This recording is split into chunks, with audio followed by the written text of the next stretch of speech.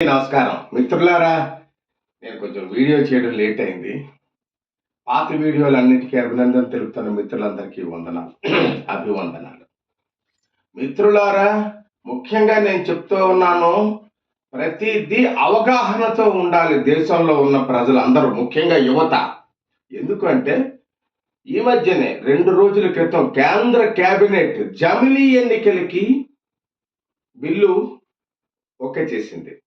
రేపో ఎల్లుండో బహుశా ఈ సెషన్స్ లోనే పార్లమెంట్ లో బిల్లు కూడా పాస్ అవుతుంది. పాస్ అవడానికి అవకాశాలు ఎక్కువగా ఉన్నాయి. అట్లా తలకొంచండి.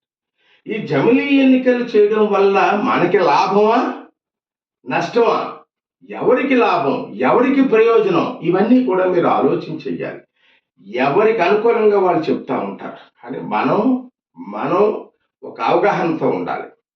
ముఖ్యంగా ఈ జమిలీ ఎన్నికలు చెయ్యాలా అని చెప్పి మోడీ గారు చాలా రోజుల నుంచి అంటూ ఉన్నారు. సరే, ఏదో చేస్తారు కదా, ఆయన అనుకుంటే చేస్తారు అనుకున్నాం. దానికి రామ్నాథ్ కోవింద్ గారిని, మాజీ రాష్ట్రపతి, ఆయన అధ్యక్షతన ఒక కమిటీ వేసి ఈ జమిలీ ఎన్నికలు చేయడం వల్ల మనకి ఏ విధంగా మంచిది, ఎలాంటిది అని చెప్పేసి ఏంటి అని చెప్పి ఆయన ఒక కమిటీ వేశారు. ఆ కమిటీ ప్రకారం వాళ్ళు రిపోర్ట్ ఇచ్చేసారు. మిత్రులారా, ఈ జమిలీ ఎన్నికలు చేయడం ఏంటి అంటే, దేశంలో కన్యాకుమారి నుంచి కాశ్మీర్ వరకు ఒకేసారి ఎన్నికలు జరుగుతాయి. రాష్ట్రాలకి, కేంద్రానికి కూడా. ఒక 100 రోజుల తరువాత మున్సిపాలిటీలు, పంచాయతీలు, లోకల్ బాడీస్ ఎలక్షన్ జరుగుతాయి. సరే, అయిపోయింది ఎలక్షన్. మిగతా 5 సంవత్సరాలు అభివృద్ధి మీదే దృష్టి పెడదాం, ఎన్నికలు జరగొద్దా అనే దానికి ముఖ్య ఉద్దేశం.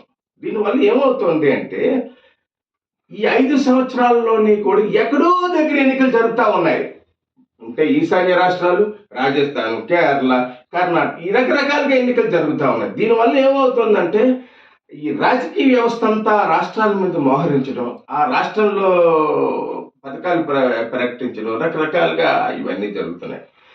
జమిలీ ఎన్నికలు జరిగితే ఎవరిది వాళ్లే చూసుకుంటారు, ఎవరి ఎలక్షన్ వాళ్లే చూసుకుంటారు. ఈ ఈ రాజకీయ వ్యవస్థ మోహరింపు మరి ఉండదు. ఎందుకంటే వాళ్ళు గెలవాలి, వాళ్ళ నియోజకవర్గం వాళ్ళు చూసుకుంటారు, ఏ రాష్ట్రం ఆ రాష్ట్రం చూసుకుంటుంది. అందువల్ల దీనివల్ల ఏంటంటే ధన ప్రవాహం తక్కువగా ఉంటుంది. తర్వాత రాజకీయ పార్టీలు, మనం ఎవరిని తప్పు పట్టలేము, అందరూ ఒకేలాగా ఉన్నారు. వాళ్ళు ఏంటంటే వాళ్ళు గెలవడం కోసం ఏదైనా పణంగా పెట్టేస్తున్నారు, ఉచితాలు ప్రకటించేస్తున్నారు, ప్రతిదీ ఉచితాలు ప్రకటించేస్తున్నారు. దీనివల్ల మనం లాస్ అవుతున్నాం అన్ని రకాలుగా కూడా. ఇవాళ దేశం అప్పుల పాలైపోతుంది. ఒకటి అన్ని కూడా మోడీ గారు చేసుకొస్తూ ఉన్నారు. సరే, ఇవన్నీ పక్కన పెట్టు. కానీ ఈ జమిలీ ఎన్నికల వల్ల ఏంటి అంటే, ఉచితాలు ప్రకటించడం అవ్వదు, ధన ప్రవాహానికి అడ్డుకట్ట అవుతుంది. నెక్స్ట్ ఇంకోటి ఏంటంటే, ప్రతి 5 ఏళ్లకి కూడా కేంద్రం ఖర్చులు పెడుతోంది, ఎలక్షన్ ఖర్చు అంతా మిగులుతుంది, ఒకేసారి ఖర్చు అవుతుంది అన్నిటికీ, ఆ ఖర్చు కూడా మిగులుతుంది. తర్వాత ఇంకా ఆర్టికల్ 356 పెట్టి ఆ రాష్ట్రాన్ని చేద్దాం, ఈ రాష్ట్రాన్ని చేద్దాం, రకరకాలైనటువంటి పనులు చేయడానికి మరి అవ్వదు. ఎందుకు అంటే, ఈ 5 ఏళ్లలోని ఒకవేళ ఎట్టి పరిస్థితుల్లో రాష్ట్ర ప్రభుత్వం కూలిపోతే మళ్ళీ ఎన్ని సంవత్సరాలు అవుతుంది, అన్ని సంవత్సరాలకే 5 ఏళ్ళు మళ్ళీ ఉండామంటే అవదు. మళ్ళీ జమిలీ ఎన్నికలు రెడీ అయిపోవాలి అంటే ఆ 2 ఏళ్ళు 3 ఏళ్ల కాలం ఉంటుంది. మరి ఇంకెందుకు దానికోసం అని చెప్పి కొంచెం రాజకీయ వ్యవస్థ కూడా జాగ్రత్తలు తీసుకుంటుంది. మనకి అదే కావాలి, గడిగడికి ఎలక్షన్స్ పెట్టి ఖర్చులు పెట్టి మనందరితోటి. దీనివల్ల ఏంటంటే నిత్యావసర ధరలు, పెట్రోలు, డీజిలు, మన ఖర్చులు, సమాజంలో మెయింటెనెన్స్ సామాన్య ప్రజలకు అంత ఎక్కువగా తగ్గుతుంది అని ఒక ఆలోచన. అమెరికాలో చూడండి, ప్రతి 5 ఏళ్ళకి ఒకసారి ఎలక్షన్స్ జరుగుతాయి. ఆ మిగతా 5 ఏళ్ళు ఎలక్షన్ నుంచి పట్టే అది సుదీర్ఘంగా జరుగుతుంది. అదే ఉంచండి. మనదంతా బ్రిటన్ వ్యవస్థకు సంబంధించింది. బ్రిటన్ రాజకీయ వ్యవస్థ నుంచి మన పార్లమెంట్ లో తీసుకున్నాం. కాబట్టి ఈ పద్ధతి పెడితే బాగుంటుంది అని చెప్పేసి అన్నారు. ఇది కొత్త కాదు సోదరులారా, చాలా మందికి తెలీదు. 1952లో జమిలీ ఎన్నికలు జరిగాయి, ఆ తర్వాత కూడా జరిగాయి. ఇప్పుడు ఏంటి, ఏ రాజకీయ పార్టీ ఆ రాజకీయ పార్టీ కొన్ని రాజకీయ పార్టీలు వ్యతిరేకిస్తున్నాయి, ఎక్కువ రాజకీయ పార్టీలు ఒప్పుకున్నాయి.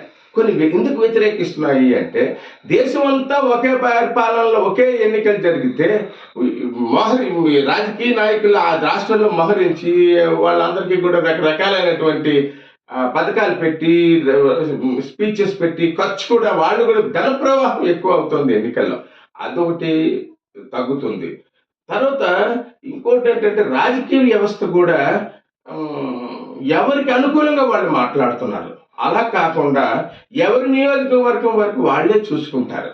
ఇంకా మిగతా రాష్ట్రం గురించి కానీ మిగతా ఎవరో తిరిగితే అగ్ర నాయకులు తిరుగుతారు. ఖర్చులు కూడా తగ్గుతాయి.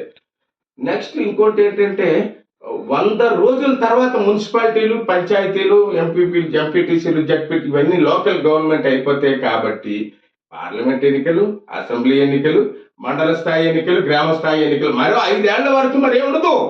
ప్రశాంతంగా మీరు ఉంటారు, మేము ఉంటాం. ఇంకా అభివృద్ధి మీద దృష్టి పెట్టొచ్చు.